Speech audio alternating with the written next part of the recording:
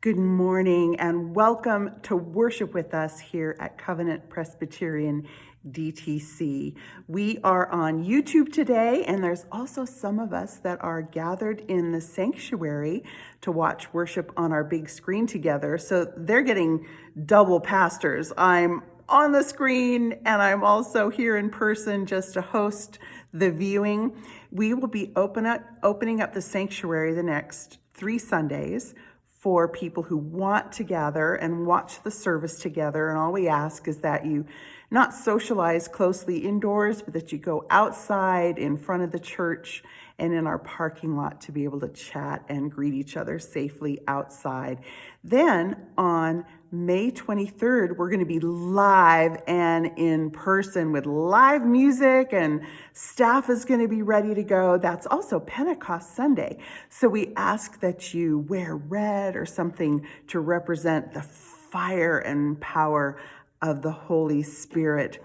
Many of you have responded to the mailer that we sent out with your pledges for the year and also your interest in how you want to serve. And it's been so fun to open the mail this week. And I just thank you for your commitment and for your interest in serving our church together. So friends, as we turn our hearts to God, won't you join me in our call to worship? Praise the Lord.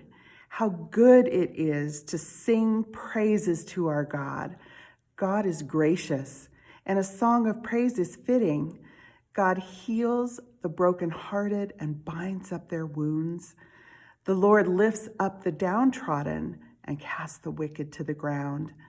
God prepares rain for the earth and makes grass grow on the hills.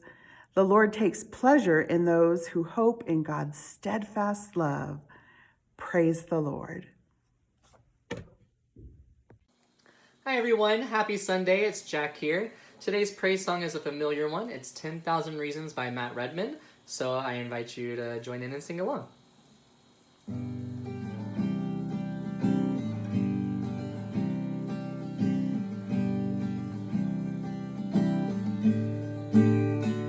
Bless the Lord, oh my soul, I worship your holy name. Sing like never before, oh my soul, I worship your holy name. The sun comes up, it's a new day dawning. It's time to sing your song again. Whatever may pass and whatever lies before me, let me be singing when the evening comes. Bless the Lord, oh my soul, I worship your holy name. Sing like never before, oh my soul, I worship your holy name.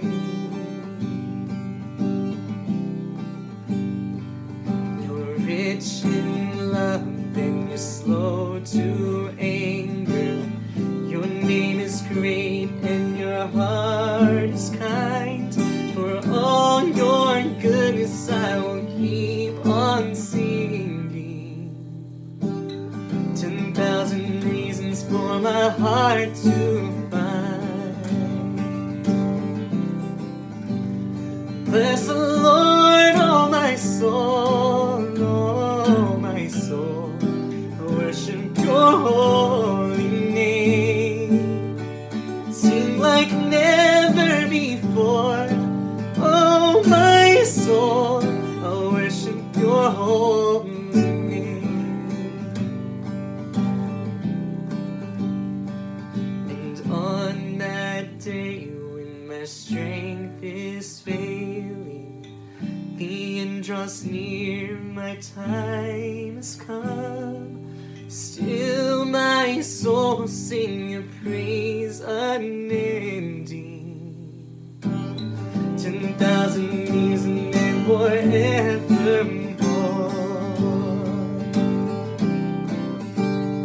Bless the Lord, oh my soul, oh my soul. I worship your holy name. Sing like never before, oh my soul. I worship your holy name. Bless the Lord, oh my soul, oh my soul. Your holy name. Sing like never before, oh my soul. I worship your holy name. I worship your holy name. I worship your holy name. Well, hey everyone, and welcome to another Grow Lesson series. This is a brand new month, and which means we're going to be talking about something different. So last month we talked about Jesus' resurrection, and this month we're going to be talking about the Holy Spirit. And you know, last week we talked about how when Jesus left, God left behind the Holy Spirit, so we wouldn't be without God. But, you know, what is the Holy Spirit? Well, listen to the Bible Project talk about what the Holy Spirit is. Take a listen. If you've ever heard the phrase, the Holy Spirit, and you want to know what it means, where do you start? Well, you have to start on page 1 of the Bible, where the uncreated world is depicted as this dark, chaotic place. But then above the chaos, God's Spirit is there, hovering, ready to bring about life and order and beauty. Okay, but what is God's Spirit? Yeah, so the Spirit is the way the biblical authors talk about God's personal presence. The Hebrew word is ruach.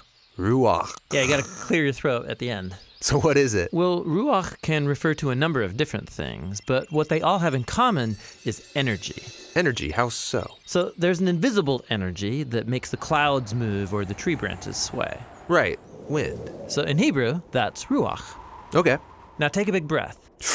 So you feel that inside you. Yeah, the air? Well, specifically the energy, right? The vitality in your body that you get from breathing deeply, that too is ruach. And this is the same word used in the Bible to describe God's personal presence. Just like wind and breath are invisible, God's Spirit is invisible. Wind is powerful, and so God's Spirit is powerful. And just as breath keeps us alive, so God's Spirit sustains all of life. Yeah, ruach. Now, as we continue on in the story of the Bible, we see God's Ruach giving special empowerment to people for specific tasks. The first person in the Bible this happens to is Joseph. God's Spirit enables him to understand and interpret dreams. And then it happens to this guy named Bezalel, and he's an artist. God's Spirit empowers him with wisdom and skills. He's given creative genius to make beautiful things in the tabernacle. And we also see God's Ruach empower a group of people called the prophets. They're able to see what's happening in history from God's point of view. That's exactly right. And here's the problem as the prophets saw it. While God's Ruach had created a really good world, humans have given in to evil. They've unleashed chaos into it through their injustice. A new type of disorder. Yes, and the prophet said the Spirit would come, just like in Genesis 1, but now to transform the human heart, to empower people to truly love God and others. How will this new act of God's Spirit happen? Well, centuries pass, and we are introduced to Jesus. And at the beginning of his mission, there's this beautiful scene where Jesus is being baptized in the waters of the Jordan River. Yeah, the sky opens up and God's Spirit comes and rests on him like a bird. This story is saying that God's Spirit is empowering Jesus to begin the new creation. And we see this happening when he heals people or forgives their sins. He's creating life where there once was death. Now, Israel's religious leaders oppose Jesus, and they eventually have him killed. But even here, God's Spirit is at work. The earliest disciples of Jesus, who saw him alive from the dead, said it was God's energizing Spirit that raised Jesus. This is the beginning of new creation. Yes, and it's still going. When Jesus appeared to his closest followers, he breathed on them and said, "Receive the Holy Spirit." And soon after that, the Spirit powerfully comes on all of his disciples. So that they can become a part of this new creation and share the good news and learn how to live by the energy and influence of God's Spirit. And so today, the Spirit is still hovering in dark places. Yes, pointing people to Jesus, transforming and empowering them so they can love God and others. And the Christian hope is that the Spirit is going to finish the job. The story of the Bible ends with a vision of a new humanity, living in a new world that's permeated with God's love and life-giving Spirit. Wow. Whew. Okay, that was a lot of information to take in. But the biggest things I want you to take away from that video are this: that the Holy Spirit is here to help us, number one, and that number two, the Holy Spirit helps us to know God.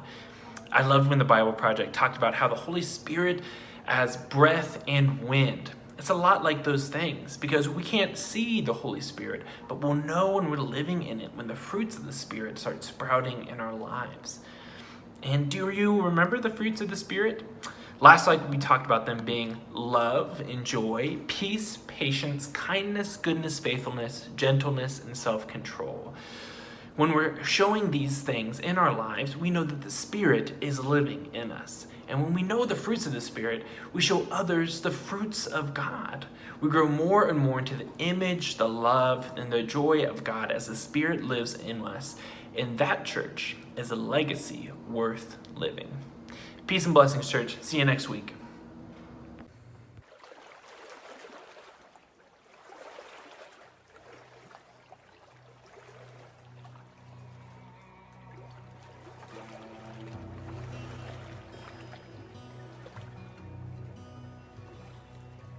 Oh, shame is a prison, it's cruel as a grave. Shame is a robber, and he's come to take my name. Oh, love is my redeemer, lifting me up from the ground. Love is the power where my freedom song is found. There ain't no grave gonna hold my body down. There ain't no grave gonna hold my body down.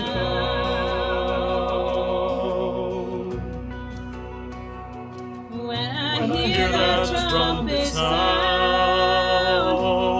I'm gonna rise up out of the ground. There ain't no grave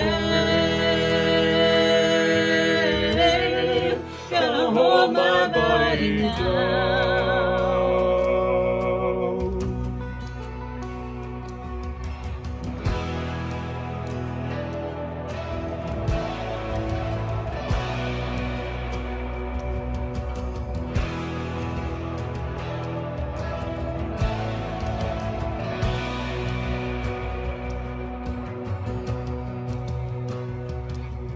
Oh, fear is a liar with a smooth and velvet tongue.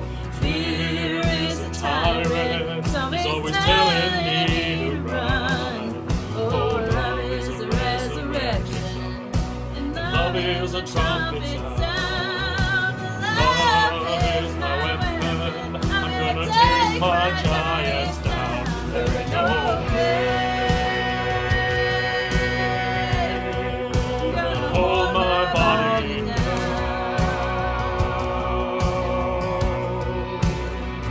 There ain't no grave gonna hold my body down.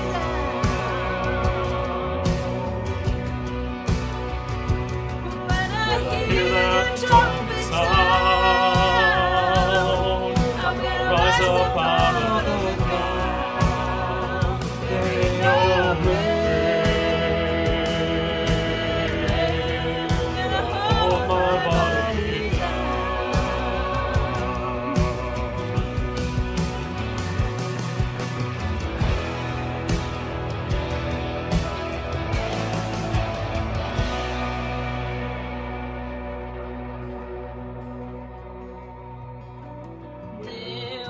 was a battle, a war between death and life. There on a tree, the Lamb of God was crucified. He went on down to hell. He took back every key. He rose up as a lion. Now he's setting all the captives free. There ain't no grave could hold his body down. There ain't no grave could hold his body down.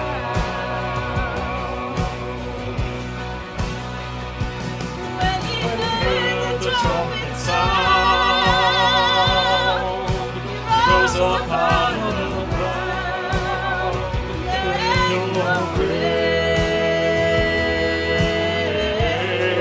could hold his body down.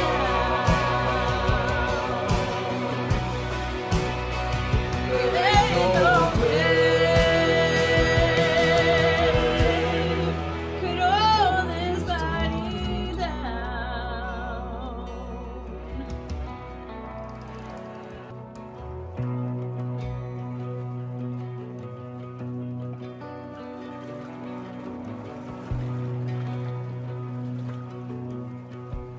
When I hear that trumpet sound,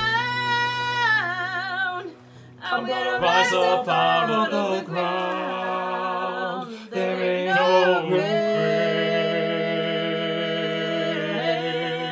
gonna hold my body down.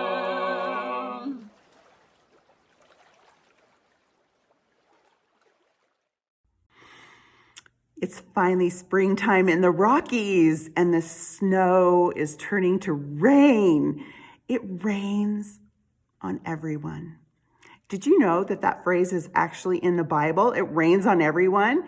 Jesus said it. It's in Matthew 5 in the Sermon on the Mount. He says this: God shines the sun down on evil and the good, and sends the rain down on the righteous and the unrighteous. That's the reality of spring. Rains on everyone. That's the reality of life. Nature doesn't discriminate between good people and bad people. The sun and the rain, they're important to everyone. We all get the benefits and the detriments of too much sun or too little rain, or vice versa. And what Jesus is saying, a good person can lose their home to a hurricane just as much as a felon or a criminal, because nature doesn't discriminate, and neither does life. We know this is true, and yet it still doesn't seem fair, does it? I think of our friends in Zimbabwe. When I was there a couple of years ago, they were in the middle of a drought. People were going hungry because the crops were just withered and there was so little hope. Well, last year the rains came, and guess what? It was too much rain. The crops drowned and washed away, and it was just as devastating. Nature just doesn't discriminate, and we know that life doesn't, and it can be so aggravating because of the lack of fairness as it all. Jesus is just naming this truth. God is going to send the sun, and God is going to send the rain, and it's going to happen to everybody.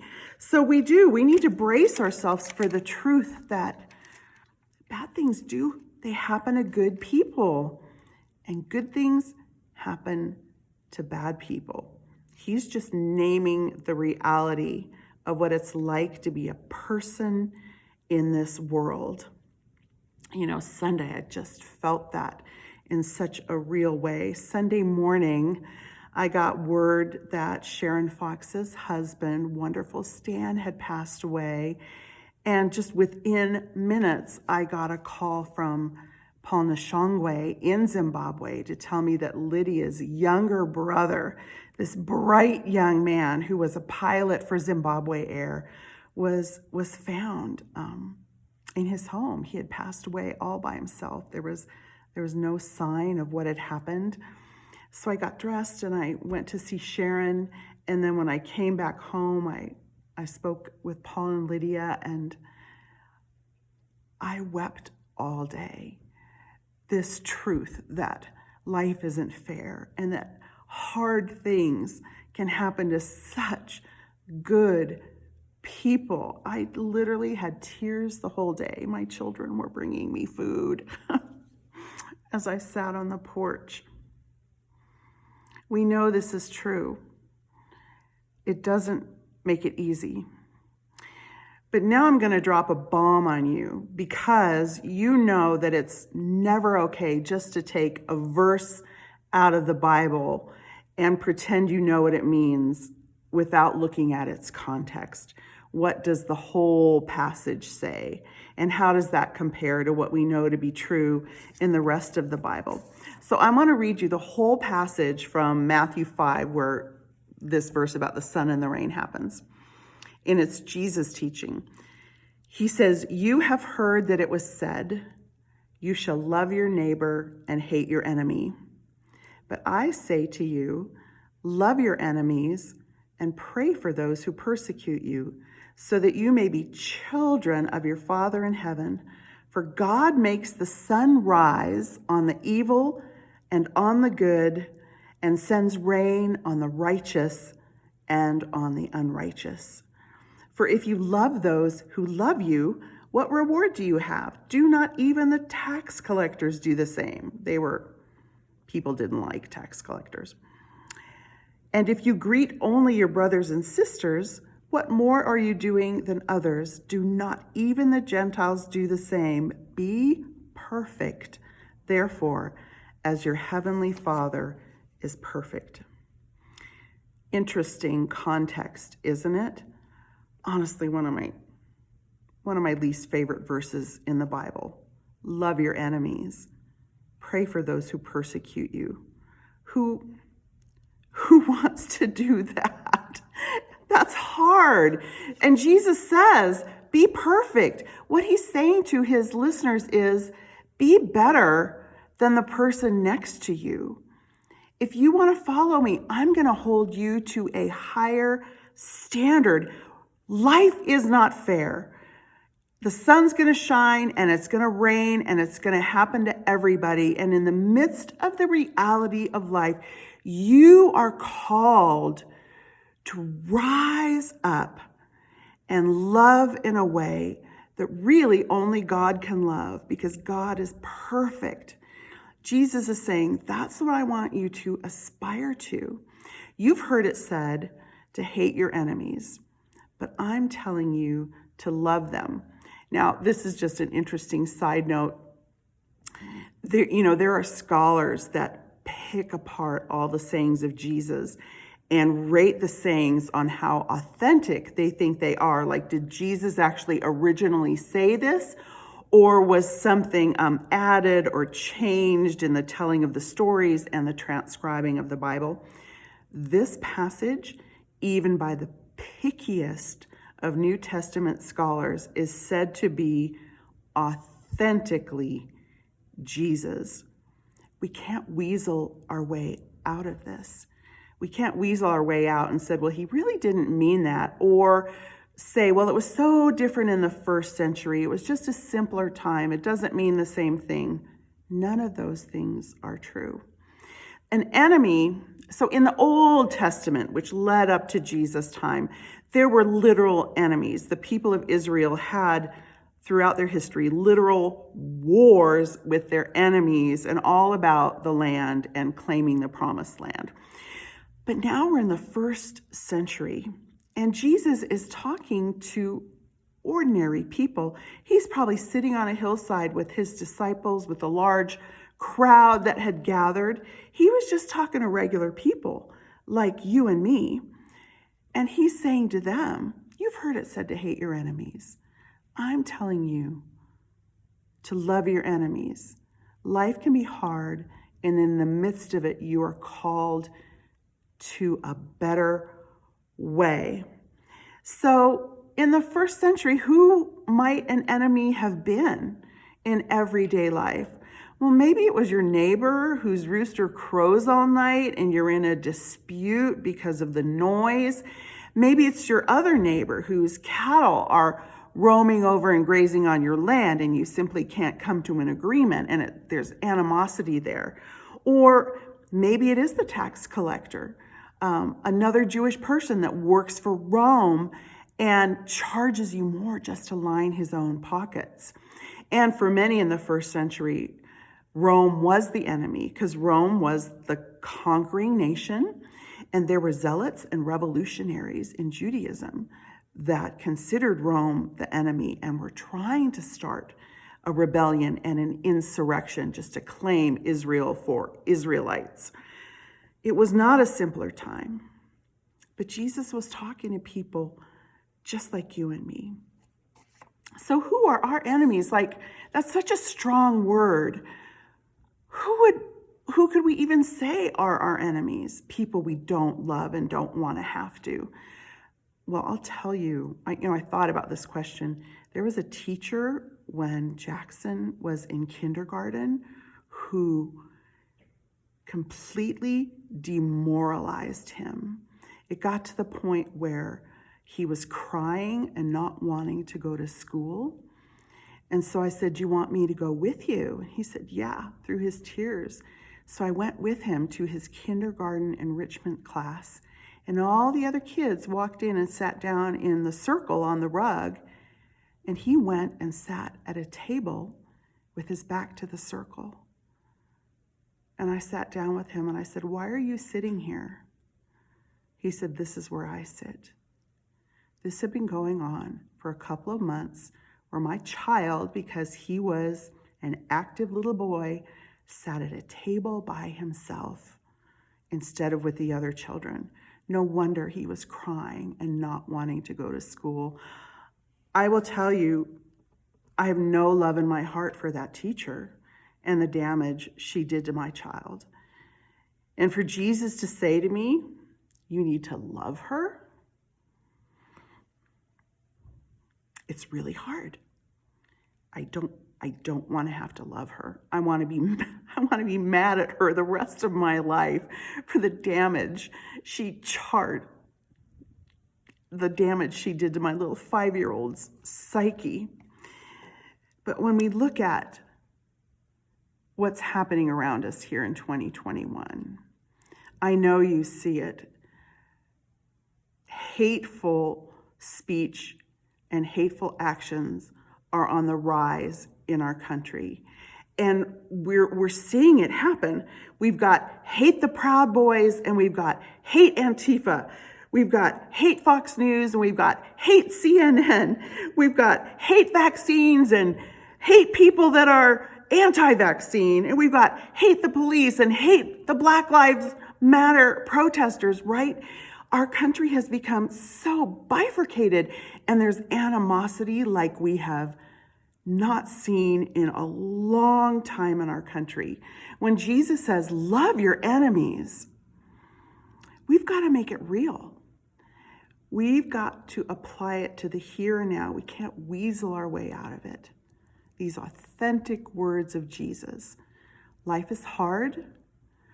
You're going to face hardship. But I want you to be perfect. I want you to be better than the person next to you by the way you treat those around you and by the way you find a way to love.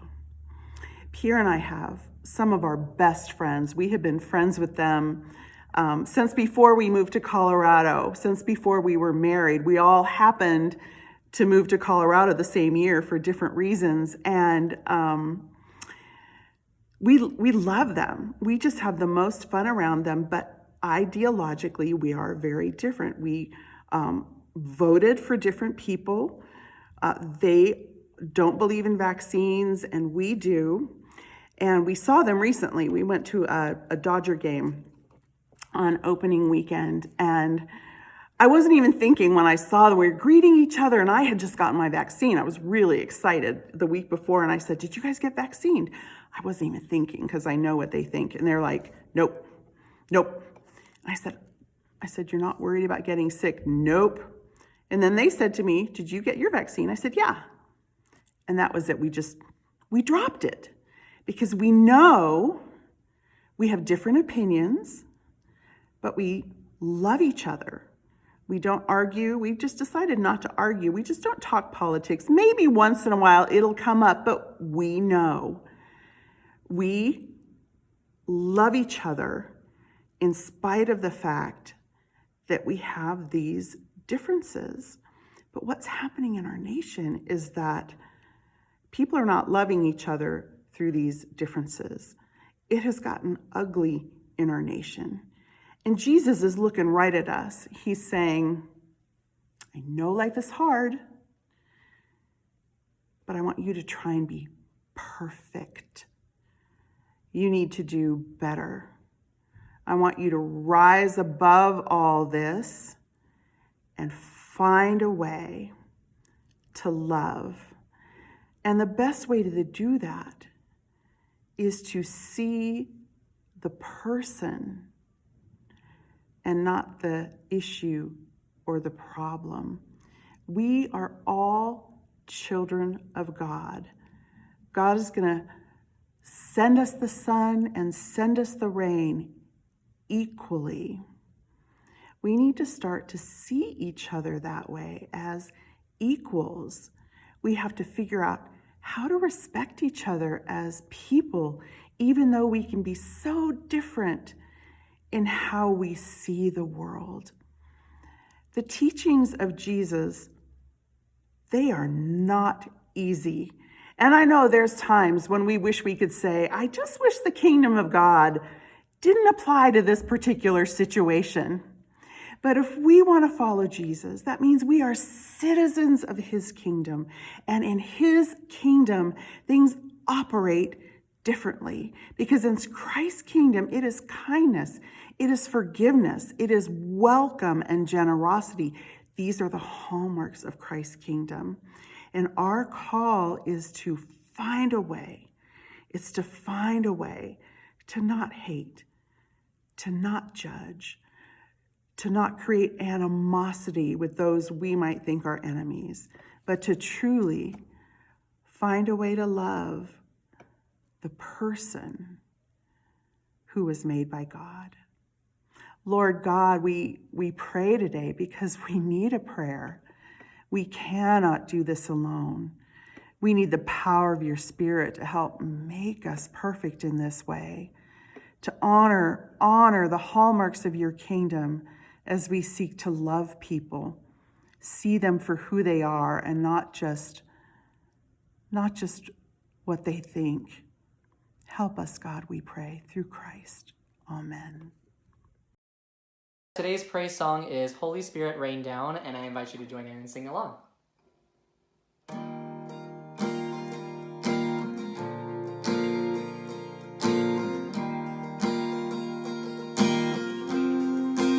Holy Spirit rain down, rain down, oh comforter and friends, how we need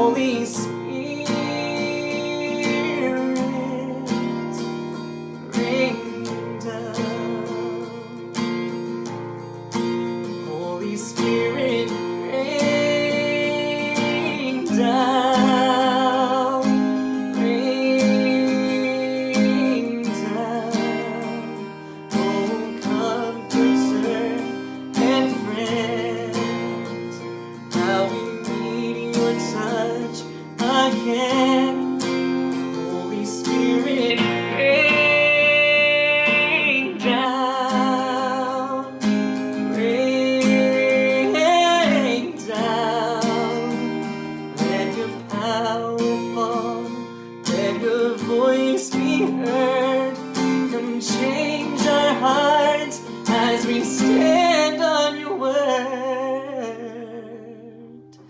Holy Spirit, rain down. No eye has seen, no ear has heard, no mind can know what God has in store. So open up heaven, open it wide, and over your church and over your lives. Holy Spirit, rain down. Holy Spirit, rain down. Rain down. Oh, comforter and friend, how we need your touch again. Holy Spirit, rain down. Rain down.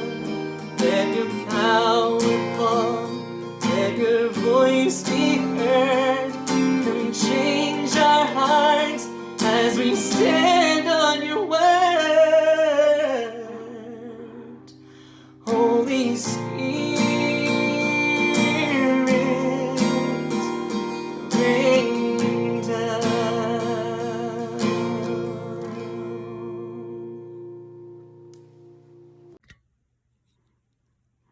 It's the first Sunday of the month, and always on the first Sunday, we celebrate the sacrament of communion. So as we prepare together to gather around the table, and if you haven't grabbed something to use at home, I invite you to do that now. And we're going to prepare our hearts today with our prayer of confession.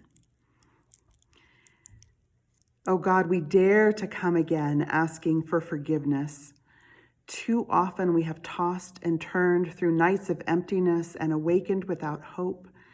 We have seen clouds without rejoicing over refreshing rain. Renew our spirits, heal us, and lift us up, we pray.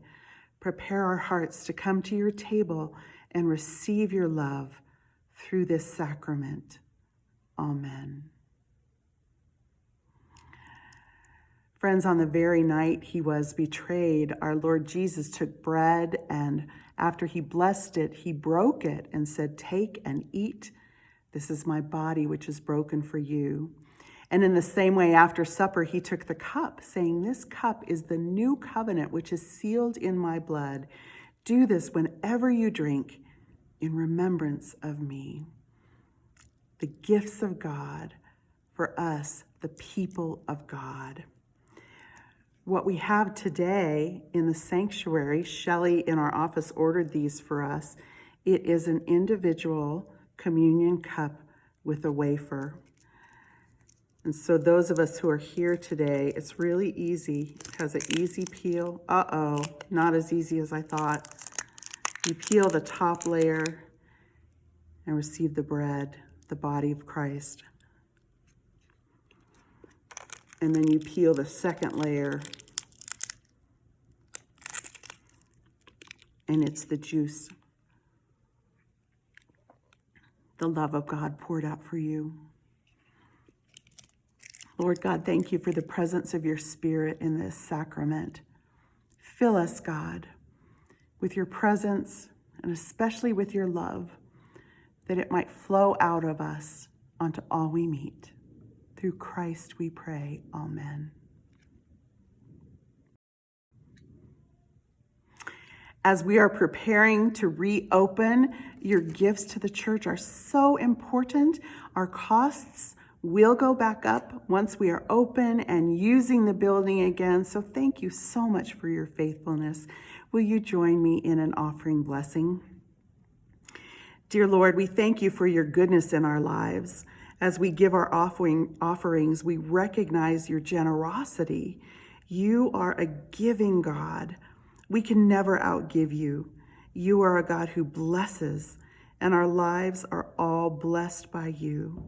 Please bless and use what we bring today through Christ. Amen.